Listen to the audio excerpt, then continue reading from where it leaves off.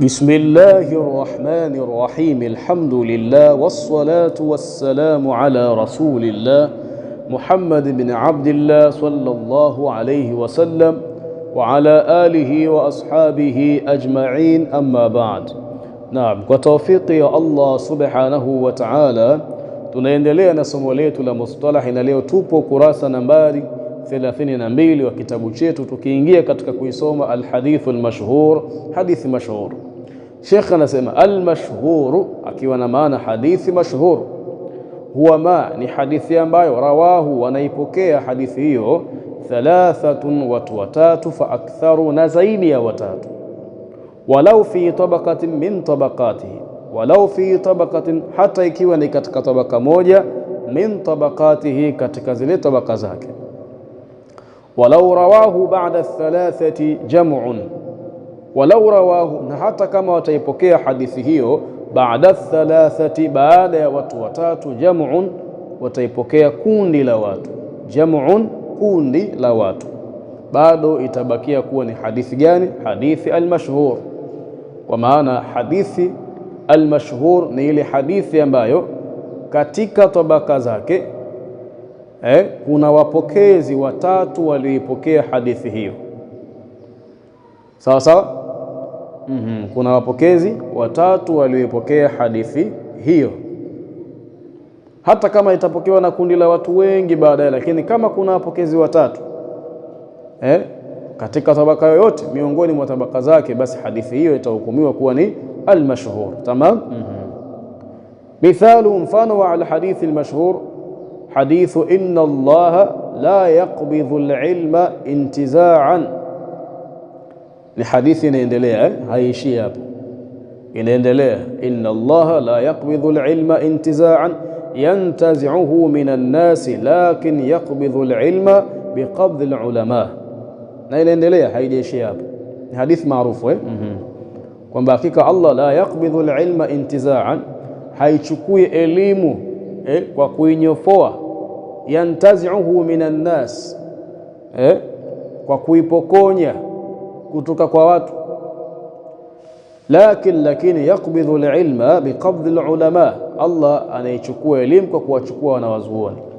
Kwa maana Allah subhanahu wa ta'ala achukui elimu kwa kuiondoa kwenye vifua vya watu au kuifuta kwenye vifua vya watu au kuinyofoa kwenye vifua vya watu. Lakini yaqbidhu alilma biqabdhi alulama, anaichukua elimu kwa kuwachukua wanawazuoni, kwa maana kwa kuwafisha wanawazuoni. Hadithi hii ni alhadithi almashhur. Tamam. Baada ya hapo shekhe akatupa hukumu ya alhadithi almashhur, akasema hukumu ya hadithi mashhur, as-sihhatu, inaweza kuwa ni sahihi, au alhusnu, au kuwa ni hasan, au adh-dha'fu, au kuwa ni dhaifu. Tamam. Sheikh akaingia katika alhadithu almutawatir, akasema almutawatir, akiwa na maana hadithi mutawatir, huwa ma, ni hadithi ambayo rawahu jam'un an jam'in bila hasrin. Tamam. Huwa ma, ni hadithi ambayo rawahu jam'un, wanaipokea kundi la watu wengi, an jam'in, kutoka katika kundi la watu wengi, bila hasrin, pasi na kuwekwa kidhibiti au kiwango maalum. Anaposema bila hasrin, pasi na kuweka kidhibiti au kiwango maalumu, kwa maana huo wingi wa hao watu haujawekewa kiwango maalumu kwamba ni lazima wawe 200 au 300 au 1000. Hapana, kikubwa tu ni iwe ni hadithi ambayo iliyopokelewa na watu wengi kutoka kwenye kundi la watu wengi, basi hadithi hiyo itaitwa ni alhadithu almutawatiru. Tamam. Baadhi ya ulama wakasema kwamba hakuna kiwango pia cha uchache wake. Sasa katika kauli kama hii kunakuwa kuna utata kidogo. Sasa inakuwaje wingi hauna kiwango maalum na uchache pia uwe hauna kiwango maalum? Itakuwa hatuwezi kuitambua hadithi mutawatiri ni ipi katika upande wa uchache wake. Tamam. Katika upande wa wingi, bila hasrin, pasna kuweka kidhibiti maalum, kwa maana katika wingi wawe watu wengi kwa namna yoyote, watu 100 ni sawa, watu 200 ni sawa, 300, 400, 1000 ni sawa.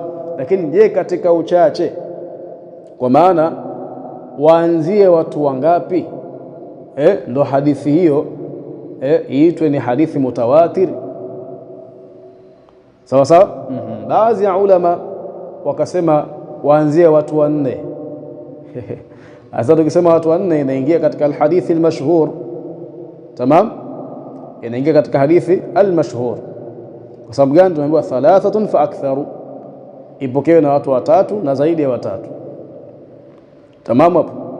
Na akatolea dalili kwamba watu 4 kwa kiasi cha watu wanaotakiwa kutoa ushahidi katika suala la zina.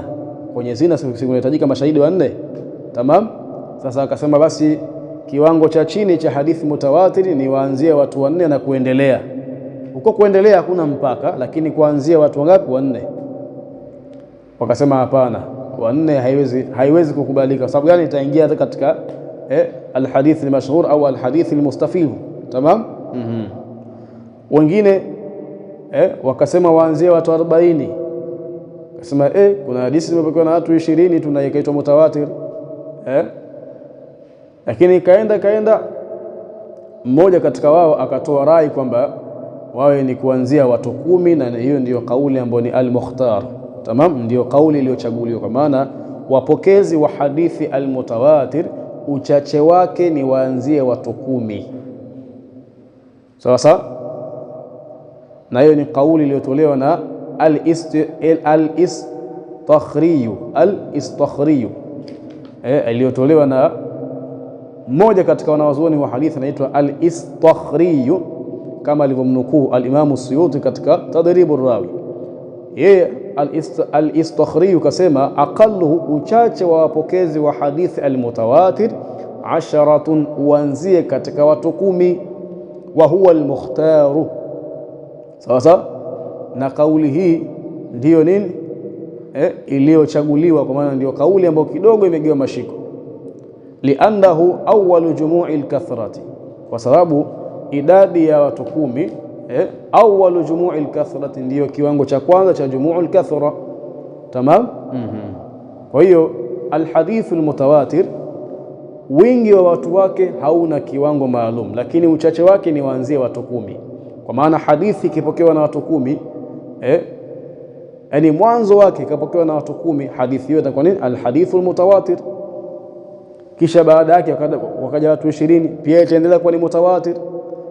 Kisha baada yake wakaja 30, itaendelea kuwa ni mutawatir. Kisha baada yake kaja 40, 200.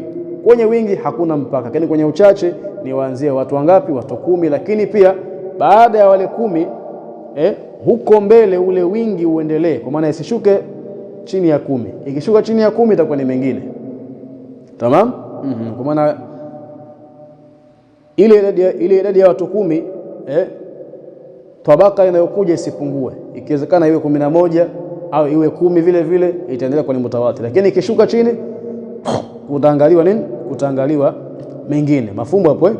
Kwa hiyo huwa ma rawahu jam'un, ni hadithi iliyopokewa na kundi la watu, an jam'in, kutoka katika kundi la watu, bila hasrin, basi na kuwepo kiwango maalum au kidhibiti maalum katika ule wingi wa watu hao. Lakini katika uchache kama alivyosema al-istakhri. Tamam. Ili jina bwana lanipa shida. Al-istakhri, tamam, ni watu wangapi? Waanzie watu 10. Mafumu hapo. Bihaithu, kwa namna ambayo yablughuna haddan, yablughuna wafikie kiwango ambacho, bihaithu, kwa namna ambayo yablughuna wafikie haddan, kiwango ambacho tuhilu al-adatu, desturi itashindwa kuwahukumu, tawatuahum, kukubaliana watu hao, ala al-kadhibi, juu ya kusema uongo. Tamam. Kwa maana wafikie kiwango ambacho kwa ule wingi wao au kwa hali zao desturi ishindwe kuwahukumu kwamba watu hao wamekubaliana juu ya kusema uongo. Tawatua kwa maana ittifaqahum, tawatuahum kwa maana ittifaqahum ala al-kadhib. Tamam. Kwa bihaithu, kwa namna ambayo, kwa ule wingi wao na ile hali yao, yablughuna, wafikia haddan, kiwango ambacho tuhilu al-adatu, desturi itashindwa kuwahukumu, tawatuahum, kukubaliana kwao, ala al-kadhibi, juu ya kusema uongo kwa mtume wetu Muhammad sallallahu alaihi wasallam. Tamam.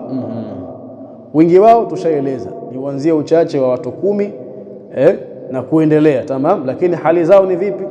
Pengine wawe ni watu ambao wako katika maeneo tofauti tofauti.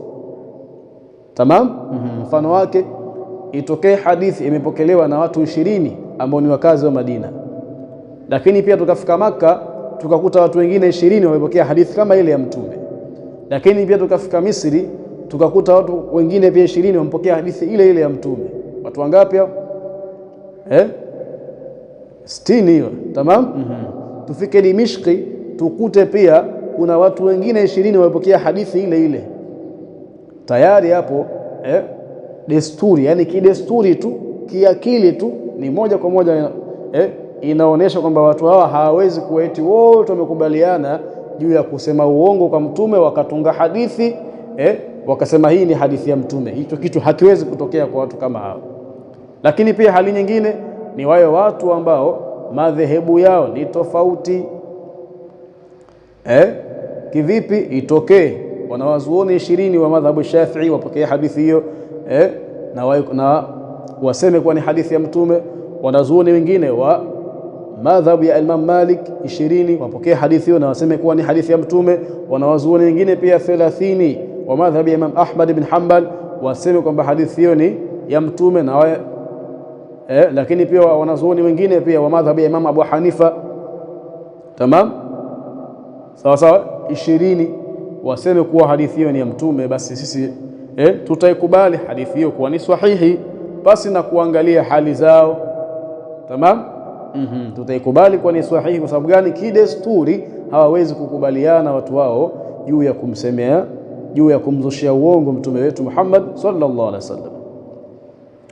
Kwa hiyo maana yake ndio hiyo, bihaithu yablughuna haddan tuhilu al'adatu tawatuahum ala al-kadhibi bisharti, lakini kwa sharti, bisharti, kwa sharti an yakuna yawe mustanadu intihaihim, maegemeo ya kupokea kwao hadithi hiyo, alhissa ni kuona, chini kakataaliki kisemaje, alhissa maana arruya. Tamam.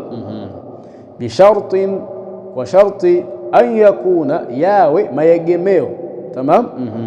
Bisharti, kwa sharti, an yakuna mustanadu yawe maegemeo intihaihim ya kupokea kwao hadithi hiyo, alhissa ni kuona, au samaa au kusikia, na wengine katika ulama wakaongezea awil lamsa au kugusa.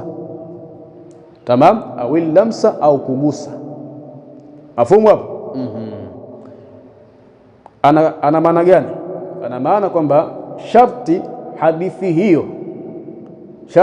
hadithi hiyo ambayo imepokelewa na watu wengi, hao watu wengi wawe akhbaru bihi hissan au samaan au lamsan, waipokeze hadithi hiyo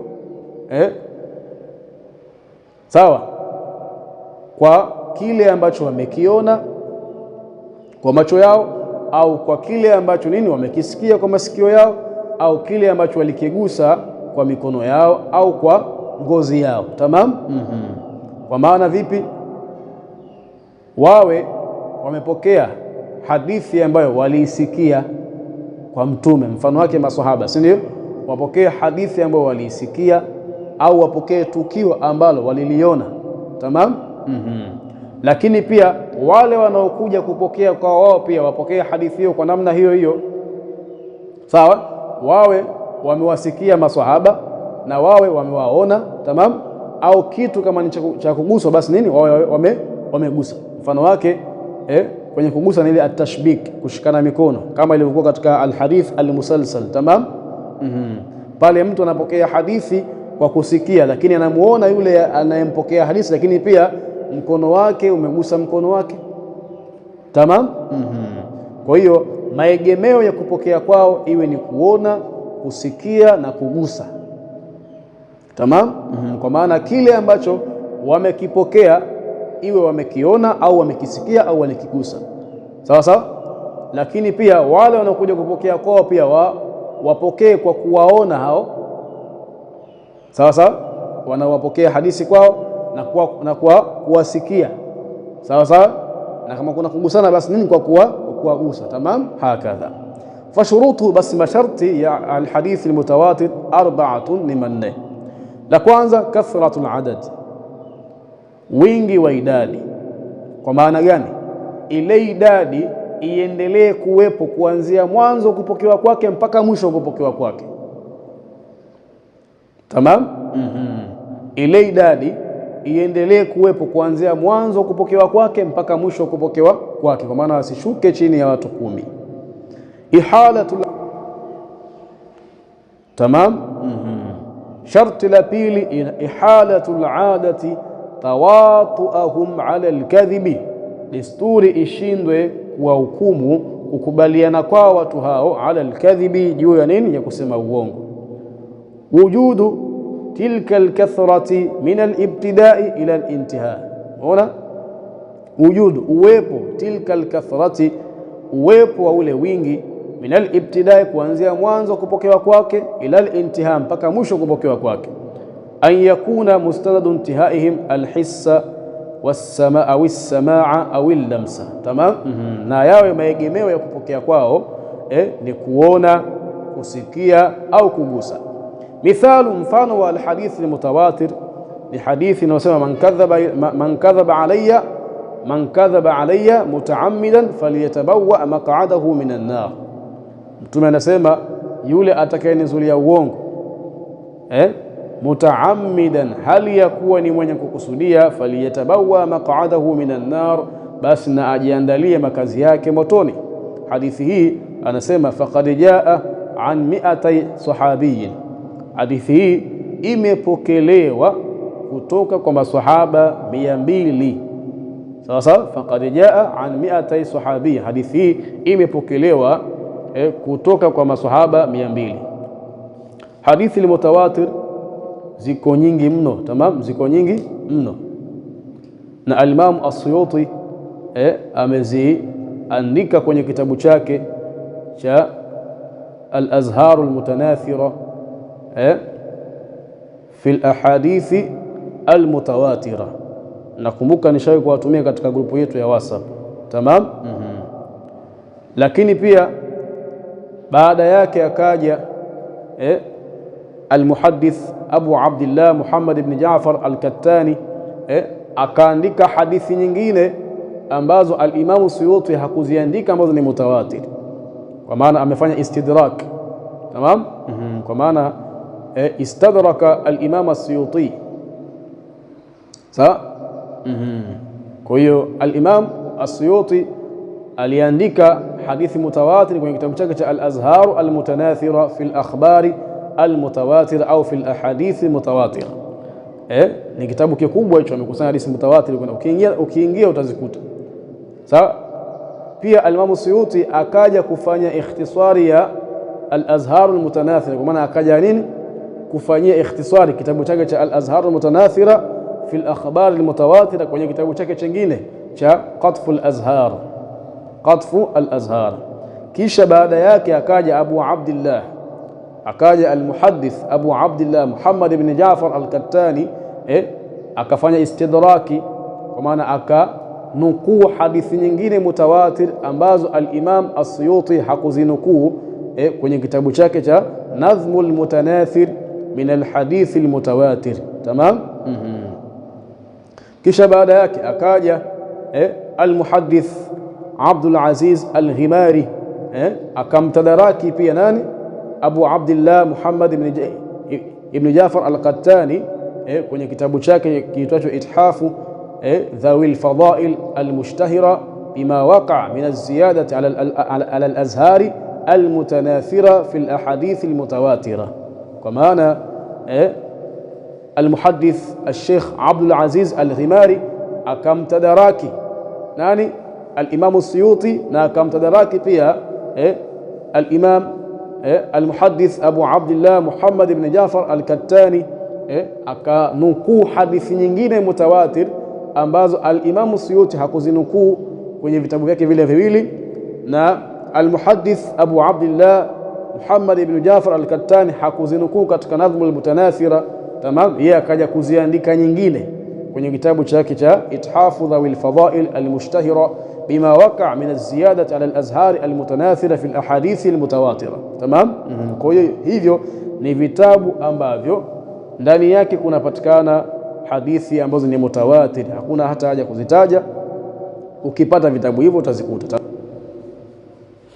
Sheikh baada ya hapo akaingia katika kutufahamisha hukumu ya al-hadith al-mutawatir, akasema hukmu ya hadith al-mutawatir أنه يفيد العلم الضرورية.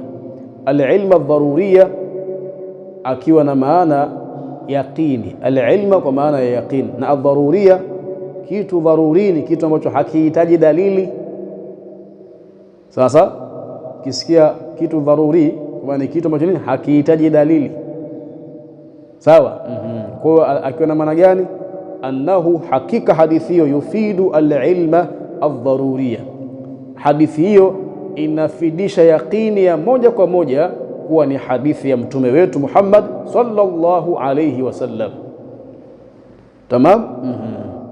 Maana ya alilmu aldharuri kwa maana nisbatu hadha alhadithi ila nabii sallallahu alayhi wasallam nisbatun yaqiniyatun, kunasibishwa hadithi hii kwa mtume wetu Muhammad sallallahu alayhi wasallam ni kunasibishwa ambako kuna yaqini ya moja kwa moja. Kwa maana unapoambiwa hadithi ni mutawatir, basi hadithi hiyo moja kwa moja inahukumiwa kuwa ni hadithi ya mtume. Kwa sababu gani? Kwa sababu wale wapokezi wake desturi imeshindwa kuwahukumu kwamba nini wanaweza wakakubaliana juu ya uongo au wanaweza kusema uongo. Na elimu ya hadithi ni elimu ambayo inafanya upekuzi katika sanad na matni. Tamam. Kwa hiyo inapokuja hadithi ambayo si mutawatir, hadithi hiyo inakuwa inafidisha al-ilma an-nadhariyya, sasa au al-ilma adh-dhanniyya. Sasa inabidi iangaliwe sanadi yake, wapokezi wake wote wako sawa, na iangaliwe matni yake, maneno haya anaweza kuyatamka mtume wetu Muhammad sallallahu alaihi wasallam. Tamam. Sasa hadithi mutawatir hii moja kwa moja inahukumiwa kuwa ni hadithun sahihun. Kwa sababu gani? Kwa sababu ni hadithi ambayo inahukumiwa moja kwa moja kuwa ni hadithi ya mtume. Lakini utaona katika alhadithi algharib kasemaje hukumu yake? Annahu qad yakunu sahihan wa qad yakunu hasanan wa qad yakunu dha'ifan wa huwa alghalib. Tamam. Na katika hadithi hasan pia vile vile inaweza kuwa ni sahih au kuwa ni hasan au dhaif. Na katika hadithi almashhur pia vile vile inaweza kuwa ni sahih au hasan au dhaif. Kwa sababu gani? Alhadithu algharibu na alhadithu alhasan na alhadithu almashhur, zote hizi tatu yufidu alilma an-nadhariyya. Alilma an-nadhariyya kwa maana yake zinafidisha yaqini baada ya kutazamwa sanadi zake na matni zake. Kwa hivyo alhadithu algharib na alhadithu alhasan na alhadithu almashhur ni hadithi ambazo ili zihukumiwe kuwa ni sahihi au hasan au dhaifu ni mpaka paangaliwe katika sanadi zake. Je, hawa wapokezi wako salama? Tamam. Na alilma adh-dhanniyya maana yake nisbatu hadha alhadithi ila an-nabii sallallahu alayhi wasallam nisbatun dhanniyatun, kunasibishwa hadithi hii kwa mtume wetu Muhammad sallallahu alayhi wasallam ni kunasibishwa ambako ndani yake hakuna yaqini ya moja kwa moja, lakini tunadhania kwamba kweli huenda ikawa ni maneno ya mtume sallallahu alayhi wasallam. Tamam. Kwa hiyo utaona tofauti kati ya alhadith algharib na alhadith alhasan na alhadith almashhur. Sawa. na hadithi gani? Almutawatir. Hadithi mutawatir moja kwa moja yufidu alilma dharuriya au alilma alyaqiniya, moja kwa moja inafidisha yaqini. Lakini hizi tatu hasan, gharibun na mashhurun zinaitwa ahad, zinaitwa khabar ahad. Hizi ili zihukumiwe kuwa ni hasan au dhaifun au sahihun ni mpaka patazamwe katika nini? Sanadi zake. Tamam. Ndio zikaitwa ndio zikasifiwa kwamba yufidu alilma an-nadhariya, kwa maana alilmu baada an-nadhar, zinafidisha yaqini baada ya kutazamwa. Sawa, zinafidisha nini? Yaqini baada ya kutazamwa. Panapoangaliwa na zikaonekana kwamba ni kweli wapokezi wake wako sawa, itahukumiwa kuwa ni sahihi, lakini baada an-nadhar, baada ya kuwa tumetazama katika sanadi yake na matni yake. Tamam. Kwa hiyo alhadith almutawatir annahu yufidu alilma dharuriya, inafidisha yaqini ya moja kwa moja, kwa maana ni hadithi ambayo kuegemezwa kwa Mtume sallallahu alaihi wasallam ni kuegemezwa ambako kuna yaqini ndani yake, kwa maana yake ni hadithi sahihi. Tamam. Wa huwa, na hiyo hadithi mutawatir, min mabahithi usul alfiqh, min mabahithi usul alfiqh. Wa huwa, na hiyo hadithi المتواتر من مباحث أصول الفقه، ni hadithi ambayo inaangaliwa sasa katika nini? Katika elimu ya usul fiqh, katika elimu ya usul al-fiqh. Ana maana gani?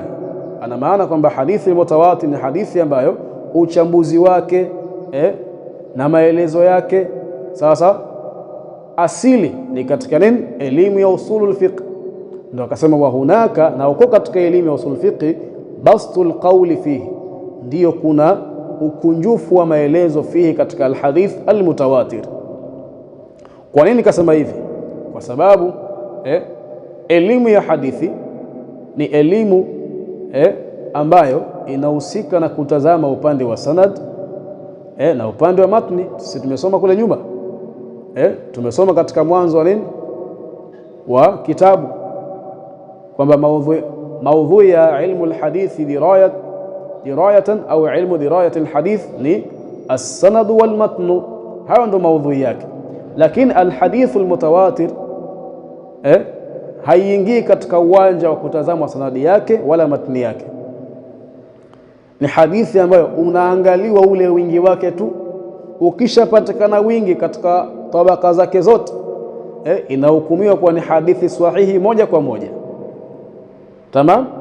Sasa hadithi hii haiingii katika nini? Katika upande wa elimu ya mustalah alhadith. Tamam. Ni hadithi ambayo maeneo yake ambayo inaelezwa vizuri na kuchambuliwa zaidi ni katika usulul fiqh, na hiyo ni kauli ya almuhaddithun. Nishawahi kumuuliza mmoja katika walimu zangu, kwa nini kunasema kwamba wa aktharu mabahithihi fi usul fiqh, kwa nini kunasema kwamba hadithi mutawatir uchambuzi wake mkubwa ni katika nini? Usulul fiqh. Na je, hii kauli ya kusema hivyo aktharu mabahithihi fi usul fiqh ni kauli ya usuliyin au muhaddithin? Akanambia kunasemwa hivyo kwa sababu elimu ya mustalah alhadith ni elimu ambayo inaangalia matni na sanadi. Sasa hadithi mutawatir unaangaliwa wingi tu, mujarrad wa kupatikana wingi, basi hadithi hiyo inakuwa ni sahihi.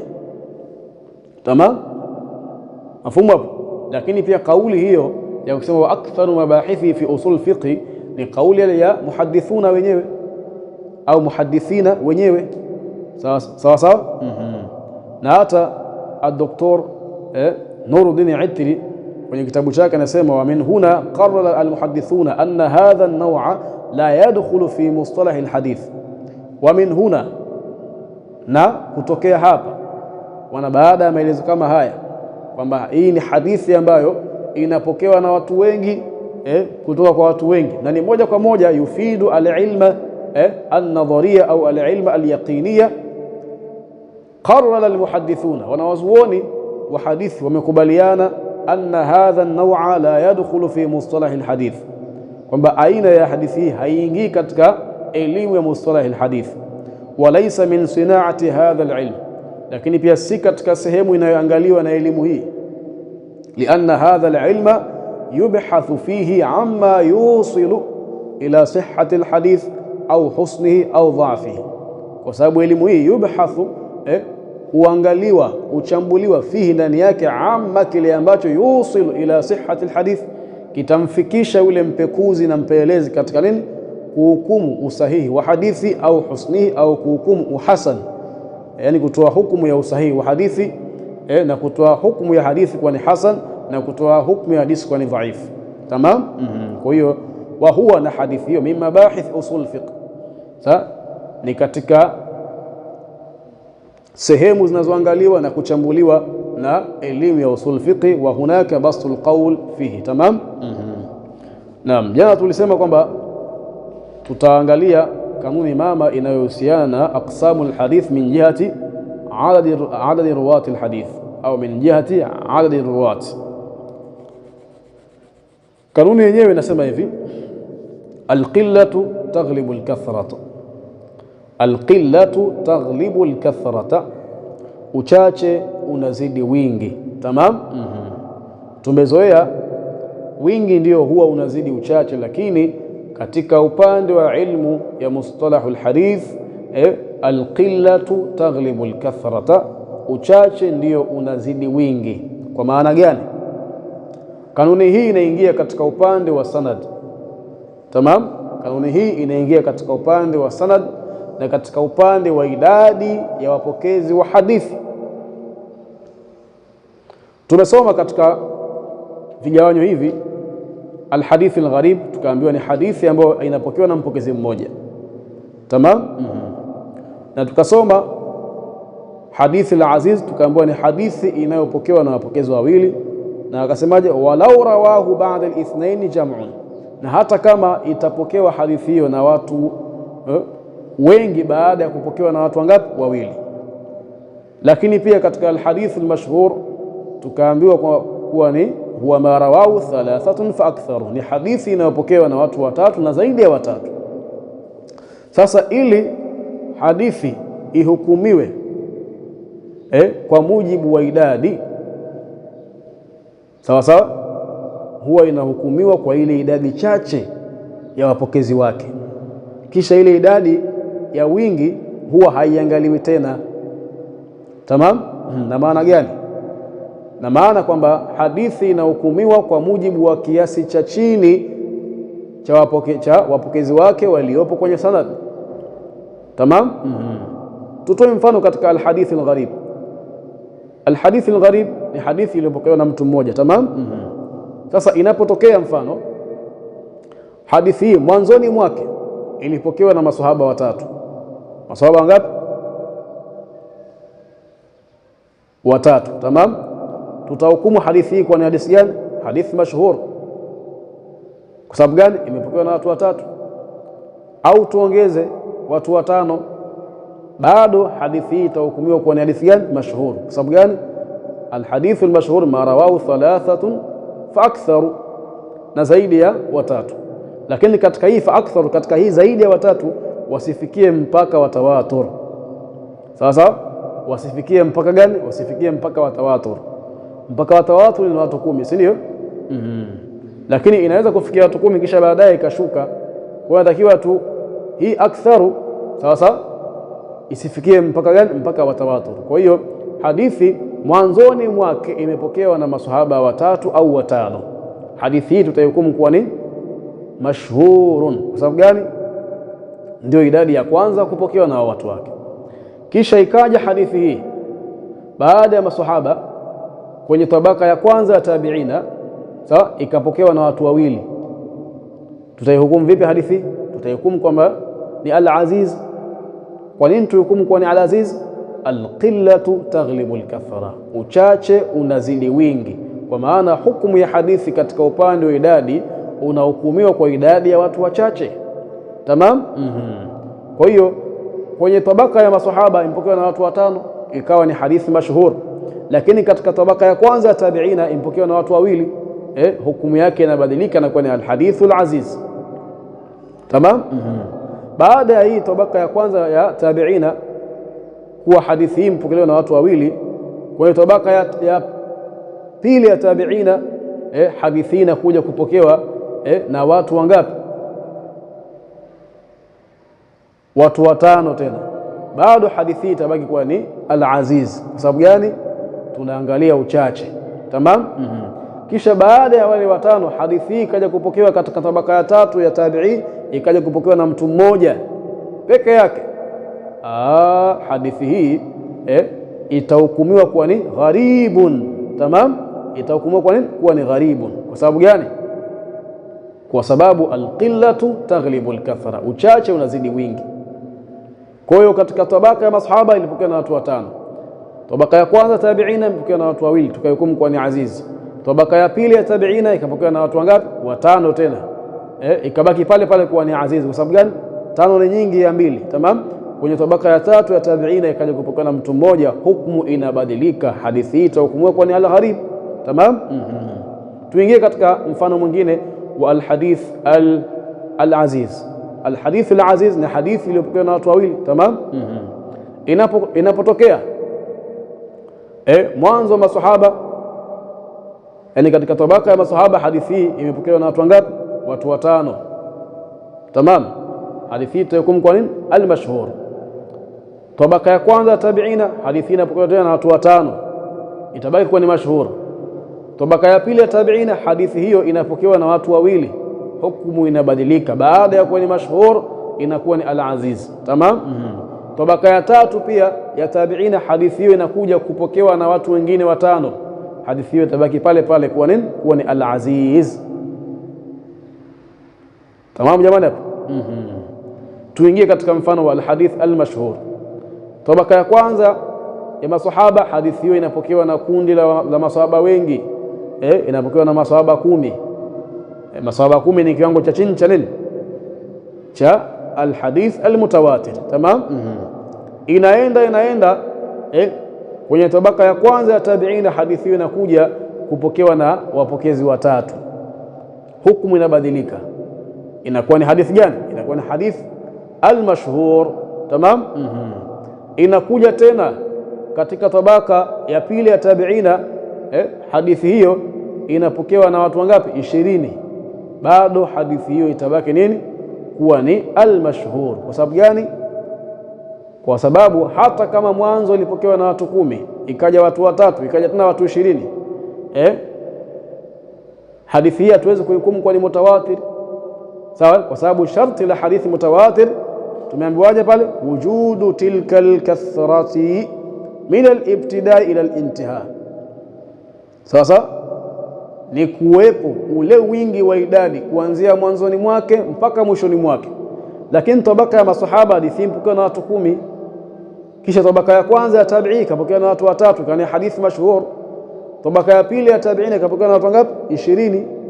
Ikawa ni bado ni hadithi mashhur. Kwa sababu gani? Kuna mwanya pale wa idadi ndogo, sawa sawa, ambao ni watu wangapi? Watatu kwenye tabaka ya kwanza ya at-tabi'i. Sawa. Na hata ikija tena ikapokewa na watu 30 katika tabaka ya tatu ya tabi'i, bado itabaki kuwa ni al-hadith al-mashhur. Sawa.